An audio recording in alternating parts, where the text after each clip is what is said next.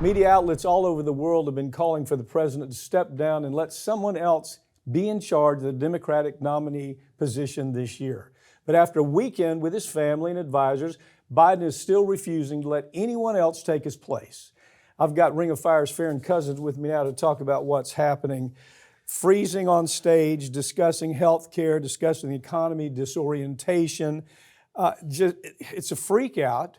I mean, the first people to freak out, obviously, are the donors, right? Yeah. Because they put so much money in. I mean, you've got the weapons industry. I mean, it's expensive buying politicians. The weapons industry put millions into Biden. Pharmaceutical industry, millions. Banking industry, the Chamber of Commerce, so they could get all this immigration taken. So, I mean, that was the deal. We'll support you, but bring in immigrants so we can have cheap labor. And this is an expensive thing for donors. And right now they are totally gone bananas. What's your take? Yeah, absolutely. You know, Friday morning after the debate, I'm going through news like I do every single morning. And what stuck out to me was not just the fact that you had all these American outlets freaking out about Biden, talking about how horrible it was, but it was the international outlets. Yeah. BBC, The Guardian, Al Jazeera, all over the world. Mm-hmm. They were freaking out about what they saw on that stage Thursday night. Because it's not just about policy here in the United States. These other countries know, like, well, wait a minute, that's the guy I have to work with, you know, as an ally. That's the guy I need as a trade partner. And if he can't even do the job, I know the other guy on that stage is also horrible for our country. We're screwed, yeah. They're saying across Europe. Here's what they're saying. You've got people who would blow us off the face of the map, okay?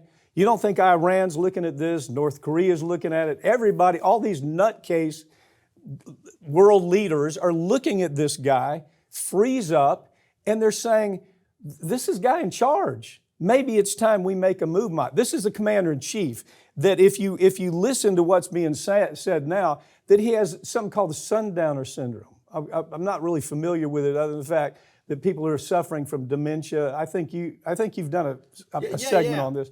But they're suffering from sundowner syndrome, and I'd like you to talk about it. But this is a guy that in the middle of the night has to make complex decisions about the safety of this country. They're complex, they're critical situations that he has to make quick decisions from. And they're saying now, well, no, he has this syndrome.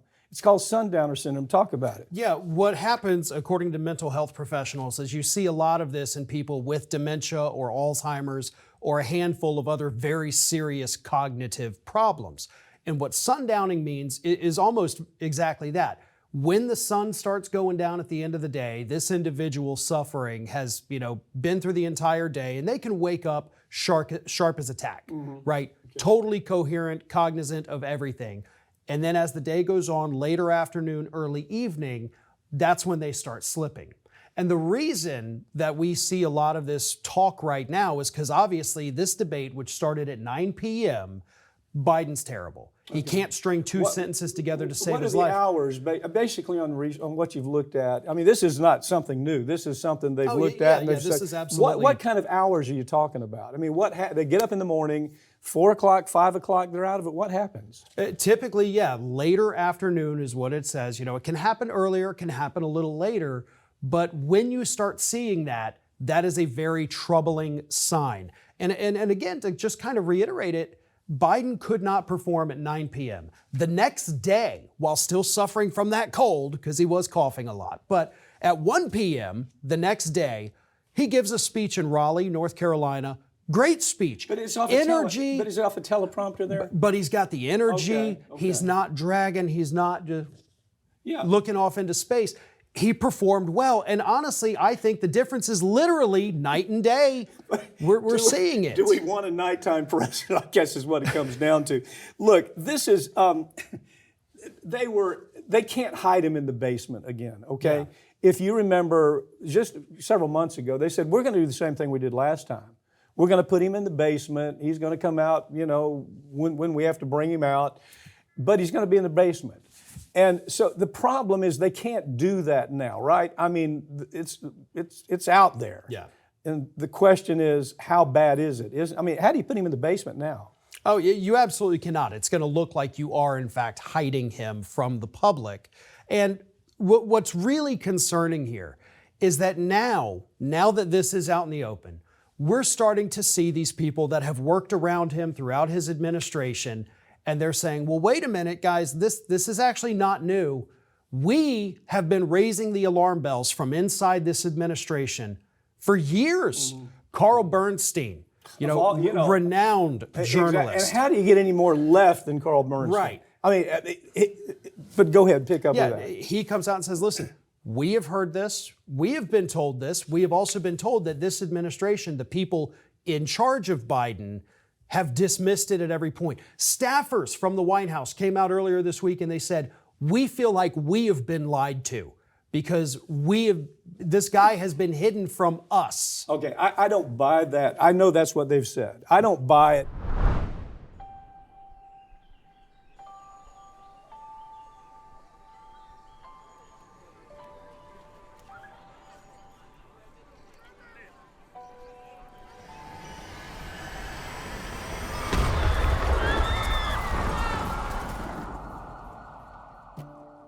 That it had helped dirty money flow through its branches around the world, including at least 800... Plaintiffs allege that the defendants provided money and medical goods to terrorist groups Hezbollah and Jaish al-Mahdi.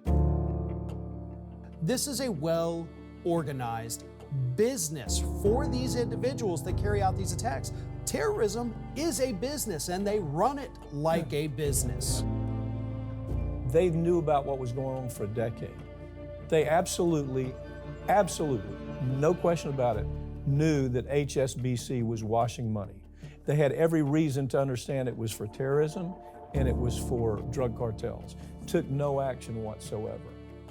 These banks are involved. Their accounts are connected, and they're using them to mask the transactions. The more complicated they can make the transactions, the more distance they can put between the bad guys and the seemingly legitimate purpose of these funds. They pay $1.9 billion, which is a drop in the bucket compared to what they've made, and nobody goes to prison. These CEOs, these bankers that made this decision, they're safe at home. They know what they've done. It's resulted in the death of Americans, contractors and soldiers, not just hundreds, but thousands. And we look the other way because they don't look like criminals. The die is cast. The people that are responsible are on Wall Street. And they don't look like criminals. It's almost a suspension of disbelief. Sometimes I'll have people call me and say, is this real? Do they really get away with this? Yeah, they do.